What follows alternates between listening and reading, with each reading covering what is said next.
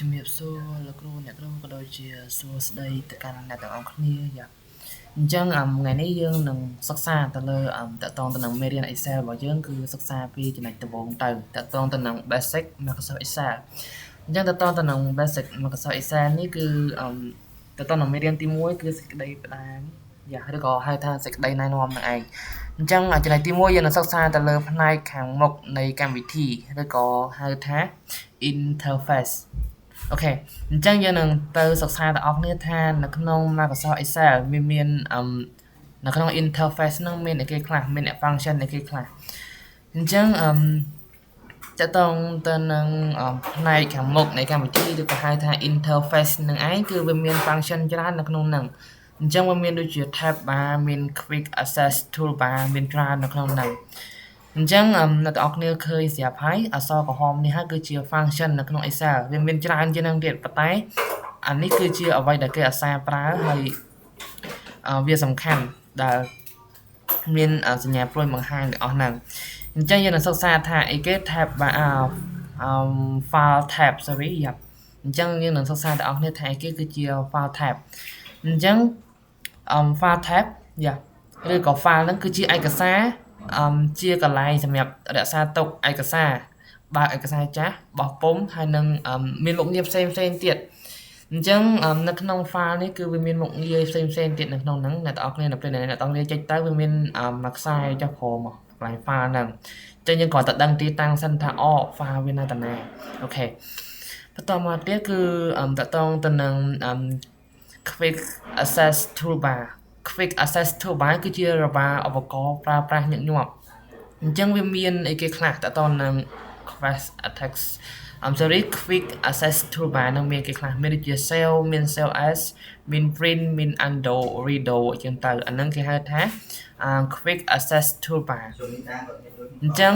quick access toolbar ហ្នឹងគឺវានៅកន្លែងនេះម្ដងកន្លែងនេះអ្នកទាំងអស់គ្នាហើយបញ្ជាក់ផងដែរវាកន្លែងនេះគឺយើងអាច add បន្ថែមបានអ្នកទាំងអស់គ្នាគឺបើអ្នកទាំងអស់គ្នាចង់ add ចុចកន្លែងសញ្ញាព្រួយនេះអ្នកទាំងអស់គ្នា add បន្ថែមមកកន្លែងហ្នឹងវាមានថែមពីលើហ្នឹងទៀតមិនមែនមានតែ3ហ្នឹងទេអូខេបន្តមកទៀតគឺវាមានអីគេខ្លះមានតទៅនឹង tab គឺផ្ទាំងបញ្ជាអញ្ចឹង tab ហ្នឹងគឺជាកន្លែងដែលយើងអាសាប្រើហើយក៏ជាកន្លែងដែលបញ្ជានៅឧបករណ៍ផ្សេងដែរអញ្ចឹងតទៅនឹង tab ហ្នឹងមានគេខ្លះដូចជា home មាន insert មាន page layout មាន reference មាន mailing review ហើយនឹង view អញ្ចឹងទៅអញ្ចឹងសូថា tab ហ្នឹងនៅតាណានេះ tab នេះមានដូចជា home យ៉ាមាន insert មាន page layout មាន formula មាន data review view មាន developer មាន help អីចឹងទៅអាហ្នឹងគេហៅថា tab list ឬក៏ tab bar អូខេបន្តមកទៀតយើងនឹងសិក្សាទៅលើ ribbon ថាតើ ribbon ហ្នឹងគឺជាអីគេយ៉ា ribbon ហ្នឹងក៏ជារបស់បញ្ជាដែរដែលវារក្សាទុកនៅផ្ទាំងបញ្ជាជាច្រើននៅក្នុងហ្នឹងនៅក្នុងកម្មវិធីនឹង ribbon ហ្នឹងអញ្ចឹងយើងមើលថា ribbon នៅណាអញ្ចឹង ribbon ហ្នឹងគឺនៅម្ដុំនេះហ្នឹងគេហៅថា ribbon yes អញ្ចឹងអាហ្នឹងគឺនៅក្នុងហ្នឹងវាមានឯកសារច្រើននៅក្នុងហ្នឹងអញ្ចឹងយើងត្រូវដឹងគោលដៅថា ribbon ហ្នឹងវានៅម្ដុំណា yes ជាចំណុចដែលយើងគួរតែកត់សម្គាល់ឬក៏គួរតែកត់ចំណាំ yes អូខេអញ្ចឹងបន្តមកទៀតយើងនឹងសិក្សាទៅលើ title bar អញ្ចឹង title bar គឺជារបា2ដែលបង្ហាញពីឈ្មោះឯកសារកំពុងបើកនិងឈ្មោះកម្មវិធីអញ្ចឹងយើងទៅមើលថា title bar នៅណាអញ្ចឹងខ្ញុំនឹងបង្ហាញថា title bar នៅណាយ៉ា title bar គឺនៅខាងលើគេគឺនៅចំចំណុចកណ្ដាលឬក៏ហៅថា center នេះកន្លែង book 1ហើយនៅ Excel នេះអញ្ចឹង title bar គឺនៅពេលដែលអ្នកទាំងអស់គ្នា save ឯកសារឬក៏អ្នកទាំងអស់គ្នាឯកសារចាស់បើឯកសារចាស់មកមានឈ្មោះគឺវា load ឲ្យកន្លែងហ្នឹងហើយអូខេបន្តមកទៀតតកតងទៅនឹង title bar ហើយយើងនឹងសិក្សាបន្តទៀតគឺតកតងទៅនឹងminimize គឺយើងប្រែជាខ្មែរថាបង្រួមឬក៏បង្ហាញអញ្ចឹង minimize នេះគឺសម្រាប់បន្ថយនៅកម្មវិធីទៅជា test bar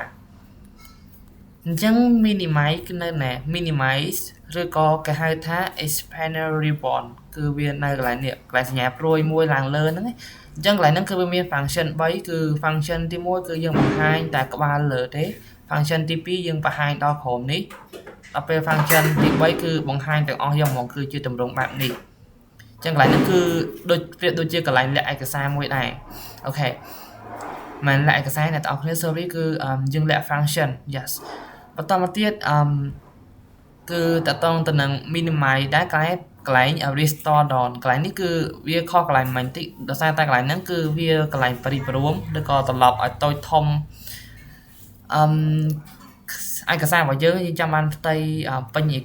ញផ្ទៃអេក្រង់ឬក៏យើងចង់បានពាក់កណ្ដាលអេក្រង់អញ្ចឹងអាហ្នឹងគឺយើងប្រើmaximize sorry អ្នកទាំងអស់គ្នា maximize restore down យ៉ាអញ្ចឹងកន្លែងហ្នឹងគឺនេះកន្លែង maximize នេះ restore down គឺកន្លែងមួយនេះកន្លែងសញ្ញាជ្រុងនេះអញ្ចឹងកន្លែងនេះគឺយើងអាចបង្ហាញឯកសាររបស់យើងចង់បានមកផ្ទៃតាមមកខាងកុំព្យូទ័រឬក៏វាមានបានចែកជា2អញ្ចឹងតែកន្លែងហ្នឹងវាមានច្រើនអ្នកទាំងគ្នាចុចពីលើទៅនឹងឃើញហើយ yes អូខេបន្តមកទៀតគឺតកតងទៅនឹងclose គឺសញ្ញាខ្វែងកន្លែងបិទកម្មវិធីអញ្ចឹងតើតើនឹង close នេះបើឯកសារចាស់គឺនៅពេលដែលយើងចុចទៅគឺវាអត់ឲ្យយើង save ឬក៏ save as ទៀតទេតែបើឯកសារថ្មីគឺវាទាមទារឲ្យយើង save ឬក៏ save as ទៅតាមហ្នឹងយ៉ាអញ្ចឹងកន្លែងសញ្ញាខ្វែងហ្នឹងគឺប៉ុណ្ណឹងអូខេអញ្ចឹងយើងបានសិក្សាទៅលើតើតើនឹងបានលើហើយឥឡូវយើងនឹងសិក្សាទៅលើផ្នែកខាងក្រោមនេះវិញអញ្ចឹងផ្នែកខាងក្រោមនោះក៏មាន function ច្រើនដែរនៅក្នុងហ្នឹងឥឡូវយើងទៅមើលទាំងអស់គ្នាថានៅក្នុងហ្នឹងមានអីគេខ្លះអូខេអញ្ចឹងតើតើទៅនឹងចំណុចទី1យើងនឹងសិក្សាទៅលើ insert function ឬក៏នៅក្នុងគណិតវិទ្យាគេហៅថា fនៃ x នេះឯងតើតើនឹង insert function នេះគឺជាកន្លែងទាញរូបមន្តយកមកប្រើអញ្ចឹងពាក្យថា insert ហ្នឹងគឺទាញយកអញ្ចឹងទាញយករូបមន្តមកប្រើគឺវាខុសពីការបញ្ចូលរូបមន្តនៅខ្លួនឯងអញ្ចឹងកន្លែង insert function នេះគឺកន្លែងនេះកន្លែង f នៃ x នេះអញ្ចឹងកន្លែងនេះនៅពេលដែលលោកគ្រូអ្នកគ្រូ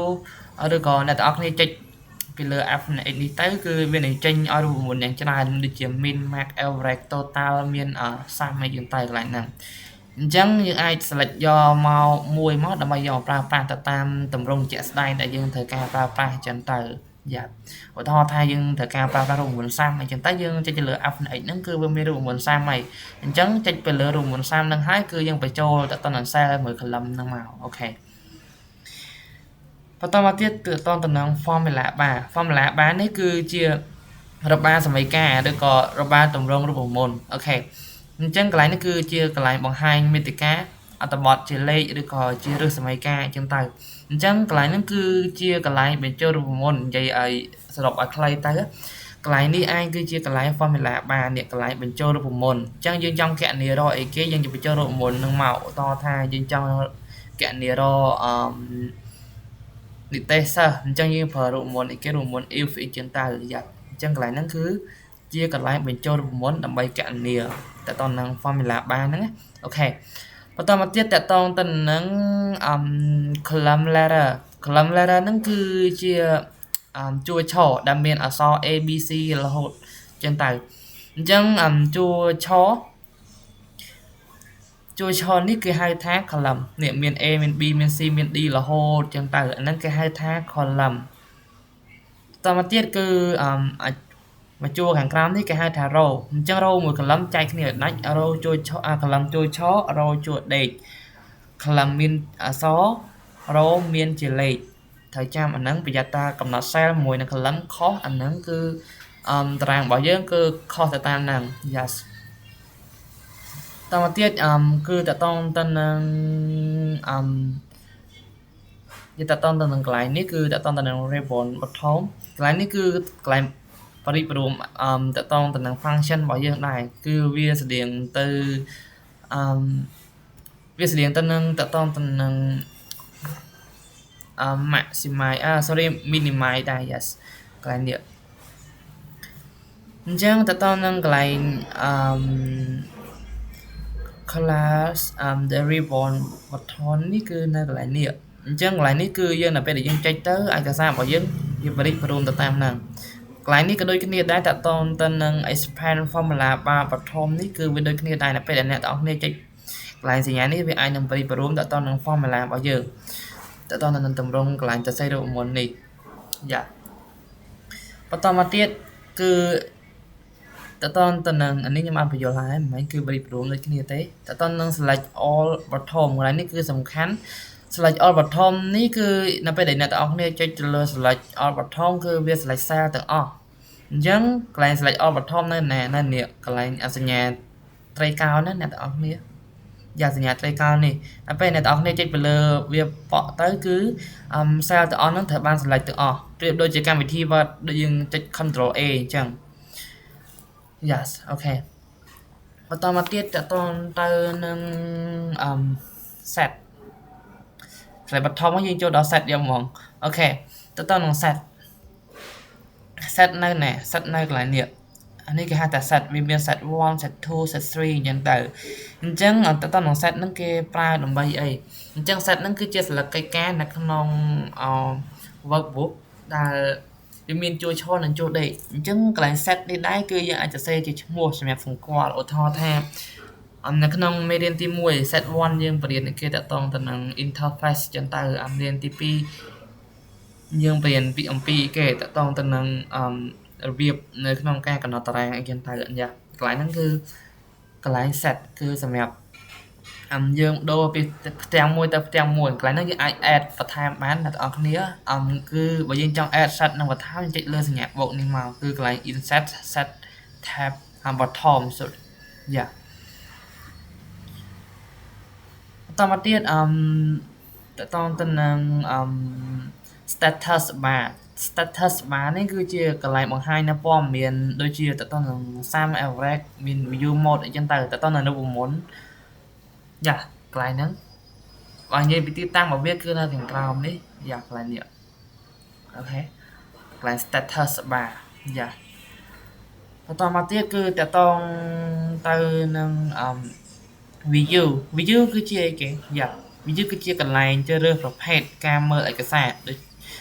ជា normal ដូចជា page layout អញ្ចឹងតែកន្លែង view អញ្ចឹងខ្ញុំទៅមើលថា view នៅណាអញ្ចឹង view នេះនៅស្ថិតនៅខាងក្រោមដែរគឺកន្លែងនេះកន្លែង page view នេះចឹងតទៅនឹងview នេះវាមាន3វាមានតម្រង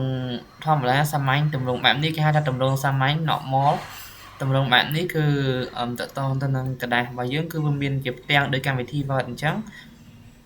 អានេះក៏ដូចគ្នាដែរស្តៀងគ្នាដែរទេប៉ុន្តែជាទូទៅគេអាសាប្រើអានេះឬក៏អានេះគេមិនសូវជាប្រើមែនទេ yes បន្តមកទៀតតកតងទៅនឹង row heading នេះខ្ញុំបានបញ្យល់ហើយអញ្ចឹង row មួយ column យើងត្រូវចាំឲ្យបានច្បាស់អញ្ចឹង row គឺ row គឺជាបន្ទាត់ជួរដេកដល់ពេល column ជួរឈរអញ្ចឹង row មួយ column អ្នកទាំងអស់គ្នាអាចចាំបានថាcolumn គឺវាមានអក្សរ ABC អញ្ចឹងទៅហើយ row គឺវាមានលេខ1 2 3 4ត្រូវចាំអាហ្នឹង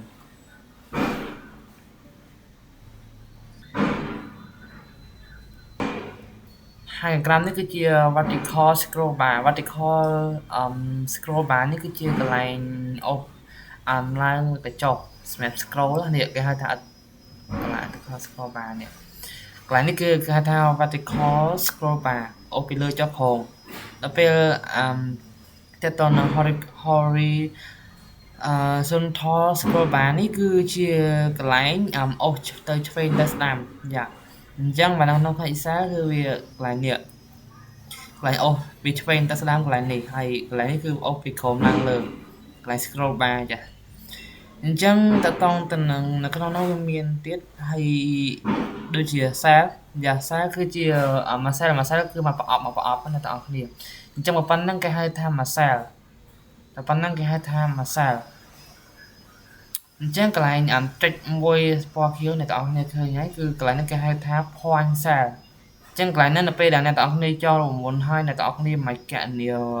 ចូលមួយសារទៀតទេអ្នកទាំងអស់គ្នាអាចអត់ទីនេះចុះក្រោមមក Excel វាគណនាអូតូហើយ